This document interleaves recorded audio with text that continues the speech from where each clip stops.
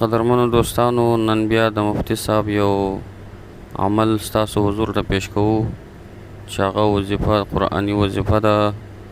که څوک هم دغه وظیفه وکړي، د مفتي صاحب وایي چې پر لیوني باندې هم دا دم کینو انشاءالله هغه به صحتیابه شي. نو د قرآن سره تعلق وساتئ، د قرآن وظایفو باندې عمل وکړئ انشاءالله چې په زندګي کې به هیڅ مشکلات نه وي.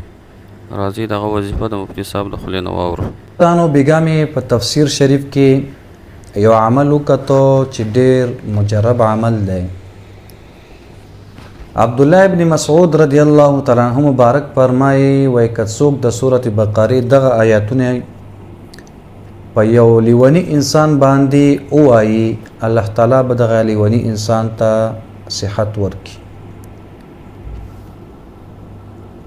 ما تاسو ته مخکې ویلیو چې په قرآن عظیم الشان باندې عمل کول په دنیا او په آخرت کې انسان ته ډېرې ښېګڼې نصیب کیږي.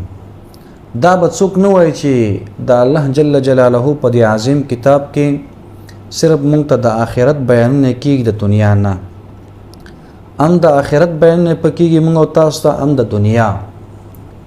نو دا ټولې فایدې به موږ او تاسو د قرآن عظیم الشان نه رااخلو، الا به موږ او تاسو کامیابیږو. په دې باندې به عمل کوو، په دې باندې به تک کوو، دا به همیشه په تلاوت کوو، د قرآن عظیم الشان سره مینه محبت ساتو، دا به سینې پورې جوختو. تاسو صحابه کرام وګورئ رضوان الله تعالی علیهم اجمعین، دوی چې کله ایمان او اسلام نه وروړلی، بیا چې ایمان او اسلام وروړلو، د الله جل جلاله د عظیم کتاب خپل سینې پورې جوخت کړلو، الله تعالی کوم مقامات ور نصیب کړل خلکو ته.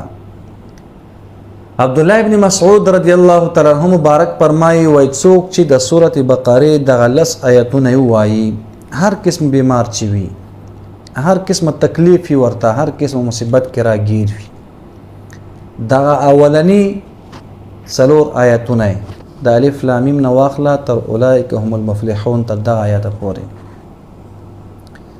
او بیا د سورة بقرې دغه امینځنی آیتونه دي، آیت الکرسی او د آیت الکرسی نه پس هغه 2 آیتونه دا څوک ووایي، او بیا د سورة بقرې هغه آخري 2 آیتونه ووایي، آمن الرسول یو دغه آیت دی، یو بل دغه آیت لا یکلف الله نفسا الا وسعها و الى آخره تا آخره پوری ووایي.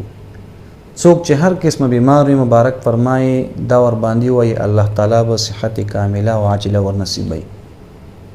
حضرت ابو هريره رضی الله تعالی عنہ مبارک فرمایي په یو حدیث شریف کې راغلی دی، وایي په قرآن عظیم الشان کې یو آیت 10 آیات دی چې هغه ټول قرآن عظیم الشان په آیتونو باندې افضل دی او اشرف دی. هغه آیت مبارکه هغه آیت الکرسی دی، دا دومره دی کې زیات فضیلت پروت دی. نو څوک چې دغه آیتونه هر بیماری د پاره، هر قسمه درد او تکلیف ور باندې وی ور باندې او بو ور باندې دم کی، یا دغه انسان ور باندې دم کی، الله جل جلاله باغتا شفای کامله عاجله ور نصیبوي ان شاء الله. قدرمنو دوستانو، تاسو د مفتي صاحب څخه دغه وظیفه واورېدله، عمل په وکړئ انشاءالله د هر مشکل حل به پکښې، ځکه قرآن چې ده هغه د هر مرض دپاره شفا ده که څوک صحیح عقیده ورته وساتي او عمل په وکړي.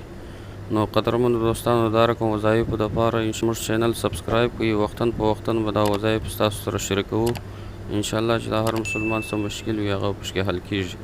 او موږ ته دعاګانې کوئ، د ملګرو سره هم دا ویډیو د ثواب لپاره شریک کړئ.